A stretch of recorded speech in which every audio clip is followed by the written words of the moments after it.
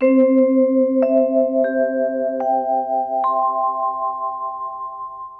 विवश नर सकल गुसाई, नाचई नर मरकट की नाई। जैसे बंदर नाचता।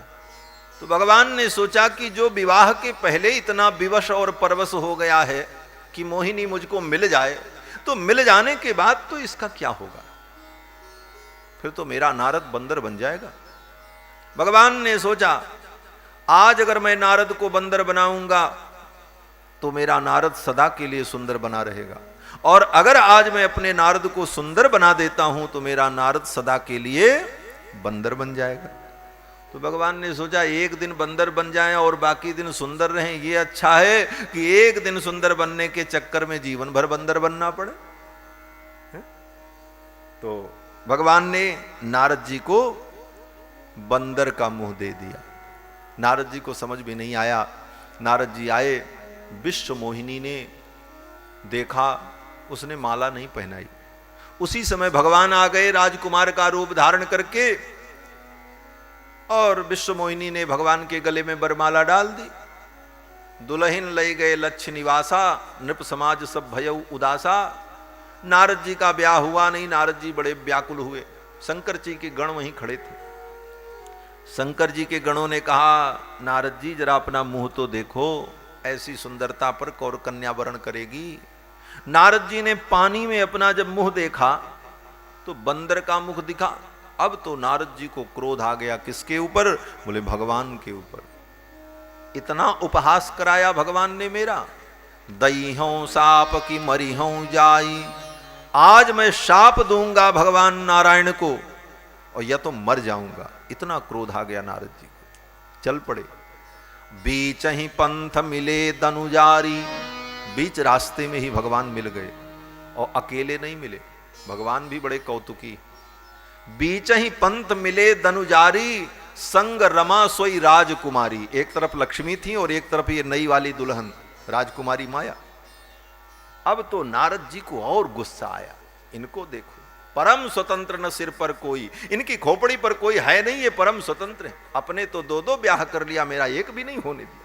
आज मैं इनको शाप दूंगा। और नारद जी ने कहा कि जाओ, मेरा ब्याह आपने होने नहीं दिया, आपको भी पत्नी के वियोग का दुख होगा, और जो रूप धारण करके आपने मुझे ठगा है यही रूप आपको धारण करना पड़ेगा। आपने मेरा मुंह बंदर जैसा बनाया, बंदर ही आपकी सहायता करेंगे, दूसरा कोई सहायक आपको नहीं मिलेगा। तीन तीन शाप दिया नारद जी ने भगवान को। नार विरह दुख लहो अपारा, नारी के विरह में आपको दुख होगा, और करिए किस सहाय तुम्हारी, बंदर ही तुम्हारी सहायता कर। नारद जैसे तपस्वी ने भगवान को जब शाप दिया तो गोस्वामी तुलसीदास जी कितनी सुंदर पंक्ति लिखते हैं कि साप शीश धरी हरसि हिय। साप शीश धरी, नारद के शाप को सिरोधार्य कर लिया भगवान ने। और सिरोधार्य करने के बाद भगवान ने कहा नारद अब मत कहना। नारद जी ने कहा क्या? भगवान ने कहा नारद अब ये मत कहना कि परम स्वतंत्र न सिर पर कोई। अब मैं परम स्वतंत्र नहीं हूं, मेरे सिर पर आपका शाप है। साप शीश धरि हरसि हिय, ये ब्राह्मण मेरे सिर पर हैं। ऐसे तपस्वी ब्राह्मणों को मैं अपने सिर पर धारण करता हूं। मैं स्वतंत्र हूं, लेकिन ऐसे वेदज्ञ तपस्वी तपःपूत ब्राह्मण मेरे स्वामी हैं, मैं उनके अधीन रहता हूं। इसलिए आपके इस शाप को मैं सिरोधार्य करता हूं। भगवान को कोई शाप दे, क्या भगवान को शाप लगेगा? लेकिन नहीं, नारद जैसे ब्राह्मण ने शाप दिया, इसलिए भगवान ने उस शाप को सिरोधार्य कर लिया। साप शीश धरि हरसि हिय। तो शापत, ताड़त, मारने वाले ब्राह्मण को। बोले भृगु जी महाराज ने भगवान को मारा। एक बार सरस्वती नदी के तट पर बड़े बड़े ऋषि मुनि एकत्रित हुए और विचार होने लगा कि किसकी आराधना की जाए, आराध्य कौन है, किसकी उपासना जीव के लिए श्रेष्ठ है, इसका निर्णय हो। सब लोगों ने भृगु जी को निर्णायक बनाया। आप निर्णय करो। महर्षि भृगु निर्णय करने के लिए चल पड़े। सबसे पहले पहुंचे भगवान शंकर के यहां। भगवान शंकर ने आते हुए भृगु जी को देखा तो अपने आसन से उठ गए और कहा, आओ भृगु, मेरे गले लग जाओ। भृगु जी संबंध में भगवान शंकर के भाई लगते हैं, ब्रह्मा के पुत्र भृगु जी और ब्रह्मा के पुत्र भगवान शंकर। लेकिन भृगु जी को तो परीक्षा लेनी थी। भृगु जी ने कहा, ना ना, मैं आपके गले नहीं लगूंगा। क्यों? बोले, आपने अपने शरीर में चिता की भस्म लगाई है, आपके शरीर में हड्डियों की माला है। चिता का धुआं अगर लग जाए तो व्यक्ति को स्नान करना पड़ता है। चिता धूम्रे मैथुने क्षौर कर्मणि तावत भवति चांडालो जावत स्नानमाचरेत। श्रुतियों का वचन है कि चिता का धुआं लग जाए तो कपड़े के सहित स्नान करना चाहिए। इसीलिए शमशान घाट जब व्यक्ति जाता है तो कपड़े तक को भी धुल डालता है, क्योंकि कपड़े भी अपवित्र हो जाते। और आप तो अपने शरीर में चिता की भस्म लगाए हुए, हड्डियों की माला पहने हो, मुझे छूना मत। भृगु जी दूर हट गए। भगवान शंकर को क्रोध आ गया। भगवान शंकर ने अपना त्रिशूल उठाया भृगु जी को मारने के लिए। भृगु जी ने कहा, आप फेल हो गए। भगवान शंकर ने कहा, फेल हो गए? भृगु जी ने कहा, हाँ, हम तो परीक्षा ले रहे थे आपकी, और परीक्षा में आप फेल हो गए। हमने आपको 0 नंबर दिया, 0 नंबर मिला। क्यों? भृगु जी कहते हैं कि छोटी सी बात पर आप इतने नाराज हो गए, तो आप भक्तों को क्षमा कैसे करेंगे? भगवान आराध्य तो ऐसा हो जो समस्त अपराध को क्षमा कर दे। छोटी सी बात पर आपको इतना क्रोध आ गया और मेरा प्राण हरण करने के लिए आपने त्रिशूल उठा लिया। आपके अंदर सहनशीलता नहीं है। चल पड़े। ब्रह्मा जी के यहां पहुंचे। ब्रह्मा जी ने देखा भृगु आ रहा है। भृगु जी कौन है? बोले, ब्रह्मा जी के पुत्र ही है। तो भृगु जी महाराज गए और ब्रह्मा जी को प्रणाम नहीं किया। ब्रह्मा जी इतने में नाराज हो गए। इतना धृष्ट हो गया भृगु, मुझे प्रणाम नहीं करता, मैं इसका पिता हूं, मैं इसका बाप हूं। नाराज हो गए ब्रह्मा जी। भृगु जी ने कहा, पितामह, मैं तो आपकी परीक्षा ले रहा था, एक प्रणाम न करने मात्र से आप नाराज हो गए। इतनी छोटी सोच आपकी। आप भक्तों के अवगुण को देखकर आप उन्हें दंड देंगे। आपकी शरण में तो किसी जीव की रक्षा नहीं हो पाएगी। चल पड़े वहां से।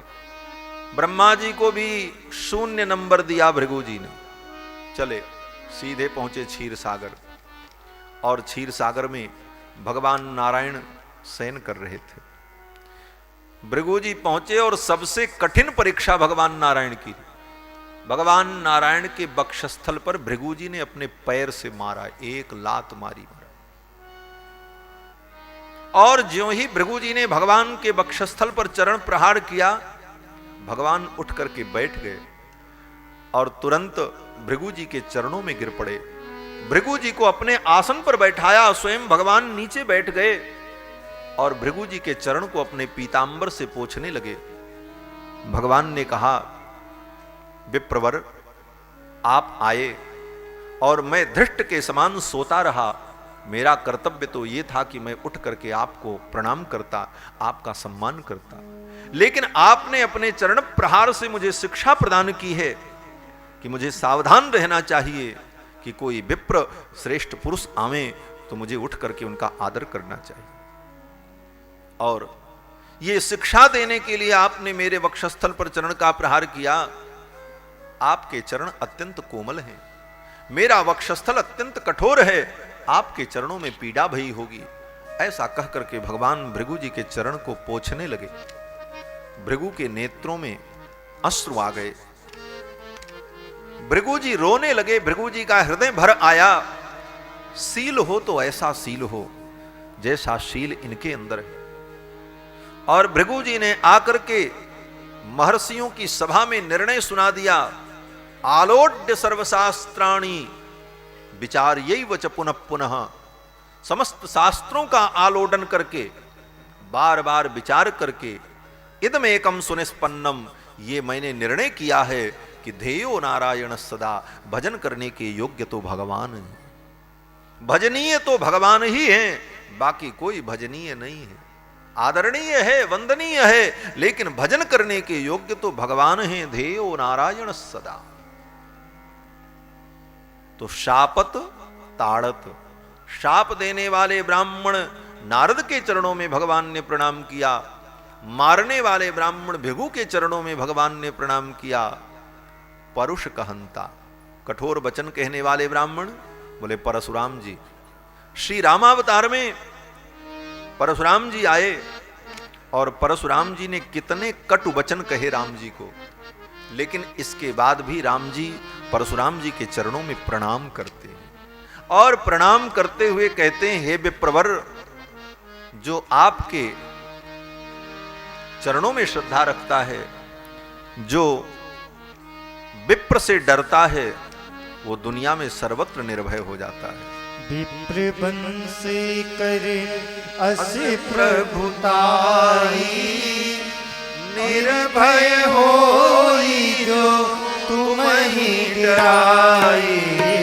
विप्र बंस कर अस प्रभुताई, निर्भय होई जो तुम ही डराई।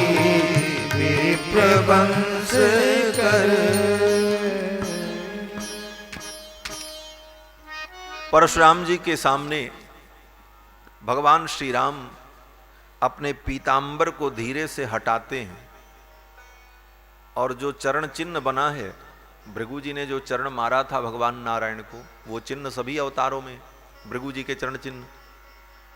तो भगवान उस चरण चिन्ह को दिखाते हुए परशुराम जी से कहते हैं कि ये देखो, विप्रवंश की ये प्रभुता है और ये आपके पुरखों के द्वारा ही दी गई है। परशुराम जी के ही पुरखा तो भृगु जी हैं।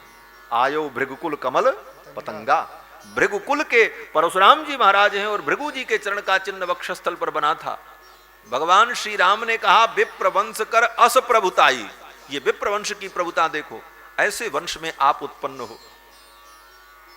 आपसे जो डरेगा वो संसार में निर्भय हो जाएगा। विप्रवंश कर अश प्रभुताई, निर्भय हो ही जो तुम ही डराई। कहते हुए भगवान श्री राम ने परशुराम जी के चरणों में प्रणाम किया। तो शाप देने वाले, मारने वाले, कटु वचन कहने वाले, ऐसे सभी ब्राह्मणों का भगवान ने आदर किया है। घ्नंतम बहुशपंतम वा नमस्कुरुत नित्यशः। लेकिन कैसे ब्राह्मण? बोले जो तपः पूत हो, जिनके जीवन में तप हो, जिनके जीवन में त्याग हो, जिनके जीवन में तितिक्षा हो, जिनके जीवन में विद्या हो, जिनके जीवन में सहनशीलता हो, ऐसे ब्राह्मणों का आदर किया। इसके बाद कथा आती है कि एक दिन श्री बलराम जी महाराज घूमते घूमते वृंदावन पहुंचे। भगवान श्री कृष्ण मथुरा आने के बाद द्वारका चले आए और द्वारका में रहते हुए भगवान हस्तिनापुर, इंद्रप्रस्थ, मिथिलापुरी अनेक जगहों की यात्रा की है, लेकिन भगवान श्री कृष्ण वृंदावन नहीं गए, कभी नहीं गए। बलराम जी गए हैं वृंदावन दोबारा। वृंदावन से आने के बाद भगवान श्री कृष्ण वृंदावन नहीं गए। अब ये ठाकुर की लीला तो बड़ी विचित्र है। सूरदास जी कहते हैं, तेरे जैसा नमक हराम कौन होगा। भक्त भगवान को तो खरी खोटी सुना ही देते। भक्त भगवान को छोड़ते नहीं, मौका पाते तो सुना देते। सूरदास ने कहा कि मैं तो जानता हूं कि मैं पापी हूं। अगर मैं पापी न होता तो अंधा क्यों होता। हाँतो पतित सात पीढ़िन को पतिते हुए निस्तरी हो। मैं तो पतित हूं और पतित होकर के ही मेरा निस्तार हो जाएगा। पतित का उद्धार आपको करना पड़ेगा क्योंकि आप पतित पावन हो। और अगर आप ये कहो कि नहीं सूरदास तुम्हारे अंदर ये पाप है, तो कमी किस में नहीं है। कहो तो मैं आपकी 2-4-10 कमी बता दूं। भगवान तो चौंक गए। सूरदास जी कहते हैं, हाँ तो पतित 7 पीढ़िन को पतितय हुए निस्तरी हो, कहे हम ही कहे तुम ही माधव अपुन भरोसे लरी हो। आज हमारी आपकी लड़ाई हो जाएगी। भगवान ने कहा बताओ क्या कहना चाहते हो। सूरदास जी ने कहा जब मैं कहूंगा तो आप उघड़ जाओगे, आपका जो सब चरित्र छिपा है ना सारी दुनिया जान जाएगी। भगवान ने कहा बताओ बताओ, मुझे कोई डर नहीं, कहो। तो सूरदास जी ने कहना शुरू किया। सूरदास जी कहते हैं कि मैंने तो सुना है कि एक दिन कोई व्यक्ति किसी का नमक खाता है तो जीवन भर व्यक्ति नमक हलाली करता है, नमक हरामी नहीं करता। और 10 वर्ष तक आपने नंद बाबा के घर में नमक खाया और नंद बाबा को भूल गए। एक दिन नोन खाए जन्म भर भूले नहीं, 10 वर्ष नोन खाए भूल गए नंद को। देह गेह को विसार श्री राधा जू ने प्रेम कियो। देह को गेह को विसार कर श्री राधिका ने आपके चरणों में अनुराग किया, आप उसको भी भूल गए। 16,108 विवाह किया, एक राधा को भी आश्रय देते तो 16,109 हो जाती हैं और क्या होता। अरे जहां 99 वहां 100, क्या बिगड़ जाता।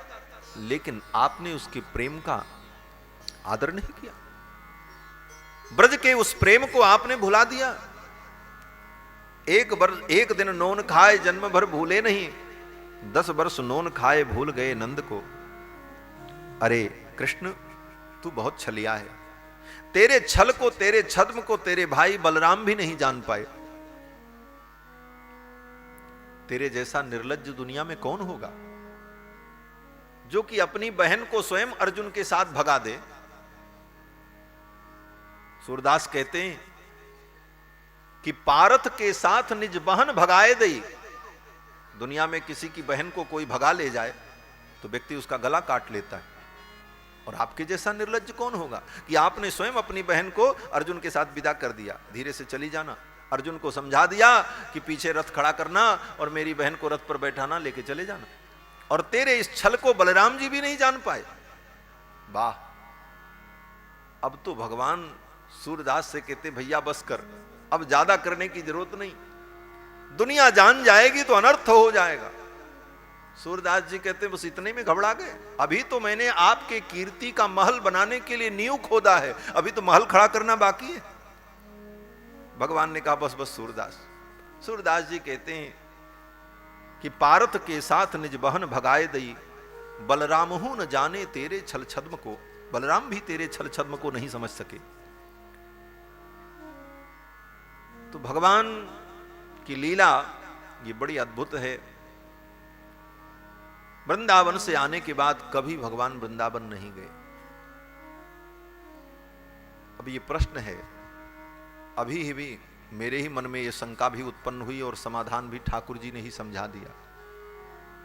इसको अन्यथा मत समझना। व्यासपीठ पर बैठने के बाद यही शंका भी उत्पन्न होती है और यही समाधान भी आ जाता है। भगवान वृंदावन लौट करके कभी नहीं गए, तो क्या भगवान इतने निष्ठुर हो गए कि ब्रजवासियों को भुला दिया? लेकिन इसका यही उत्तर है कि व्यक्ति जब कहीं से आता है तब फिर लौट करके वहां जाता है। भगवान वृंदावन से आए ही नहीं तो जाने का प्रश्न ही नहीं होता। बोले क्यों? बोले वृंदावन से आए नहीं? बोले नहीं आए। वेदव्यास जी कहते हैं कि वृंदावनम परित्यज्य पादमेकम न गच्छति। वृंदावन को छोड़ करके भगवान एक पग बाहर गए ही नहीं। बोले तो मथुरा की लीला, द्वारिका की लीला कैसे हुई? बोले मथुरा और द्वारिका की लीला ऐसे हुई कि श्री वल्लभाचार्य जी कहते हैं कि भगवान 2 रूपों में प्रकट हुए। एक तो देवकी नंदन और दूसरे यशोदा नंदन। देवकी नंदन को लेकर के श्री वसुदेव जी महाराज जब गोकुल गए